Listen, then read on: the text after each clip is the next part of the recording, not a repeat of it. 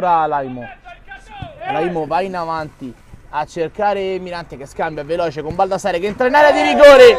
Baldassarre beffa Rossi in 2 minuti il 2-0 del Testaccio. Azione tutta in velocità. Baldassarre che fa ripartire il contropiede di Mirante, però è solo, va a giocare sulla destra verso Baldassarre che entra in area di rigore. Baldassarre, il tiro di Baldassarre e il gol. L'errore di Rossi permette la doppietta del numero 9 del Testaccio, 3-0.